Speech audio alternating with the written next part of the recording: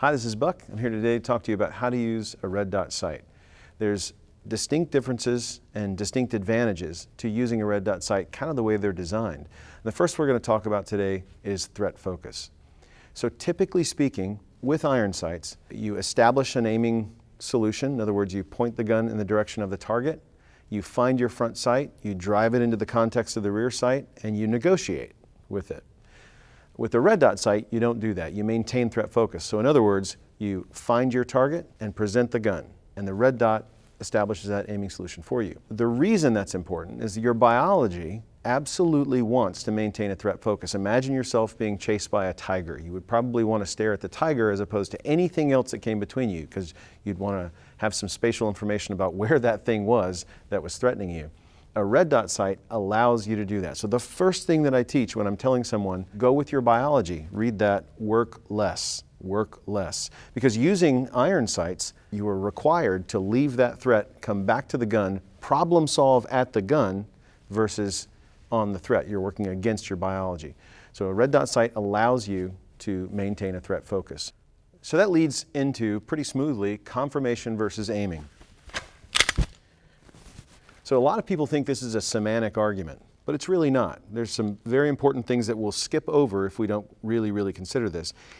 Aiming the gun, when I say aiming the gun, what I mean is using the iron sights to develop an aiming solution on the target that we'd like to hit, requires you, as I said, to negotiate with the gun. In other words, you're going to be presenting the gun out, finding that front sight and driving it into the rear context. And you're going to be moving the gun based on this visual information. The problem with that, if the gun is too far this way, you're going to have to drive it this way based on visual stimuli. In other words, the front sight is not aligning correctly with the rear sight. That's a sincere tax. That's something that's really costing us in the moment. Whereas, and so that's aiming. Confirming, essentially, is finding my target, establishing a visual relationship with my target, and then just interrupting that with the red dot with a pretty smooth transition, right? Presentation. And the red dot just appears. And what's important about that is it's untaxed, right? I'm creating a process to interrupt my visual relationship with the target with the red dot sight, and I get the emphatic signal of the red dot transecting the target, and I can shoot. Now the interesting thing is that I can have a red dot on my rifle or pistol, and I can still aim it. And the problem with that is that I achieve the same tax as I would with the iron sights. So it's less of a benefit, it's less of a tool if I do that.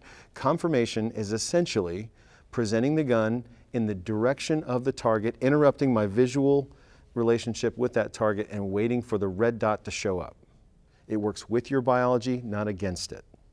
So how do we best achieve that? Depends on whether it's a rifle or a pistol, but the premise is the same. You start aiming the gun when you visualize, when you identify the target that you want to hit. So now your job, in terms of presentation, is just interrupting that, is just getting the gun on that same line so that you can establish that aiming solution. And that's whether you have iron sights or whether you have a red dot. So what I really want to do with a presentation is I want to reduce this process to the most efficient possible presentation to my eye of the tool. Because really a red dot, once that happens, once the red dot presents itself superimposed or insinuated on the target, all my job is to press that trigger, right? Because I'm threat focused, I'm just waiting to see that red dot hovering over my target area, and I can press the trigger. There's no negotiation. So with a pistol, my presentation is very simple. All I'm really doing is getting the gun as straight and flat as I possibly can get it, and I'm just pushing it out towards that target. And what I'm waiting for here is just to see that red dot. What I don't want to do is get myself in the situation where I'm having to negotiate with the gun. I don't want to problem solve at the gun, because that's the problem, whether I'm shooting paper or whatever. That's the problem. So when I'm really manipulating the gun, my head goes here, and I don't want to problem solve here, I want to problem solve down there where I'm shooting. Confirmation versus aiming means I don't really have to think about the gun.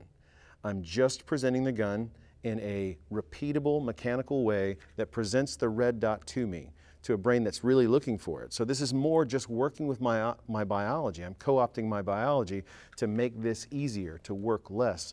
So the last thing for us to consider is presentation, because shooting with a red dot sight, presentation is all important. It's It's important if you're shooting with irons as well, but with a red dot sight, it really achieves the greatest advantage.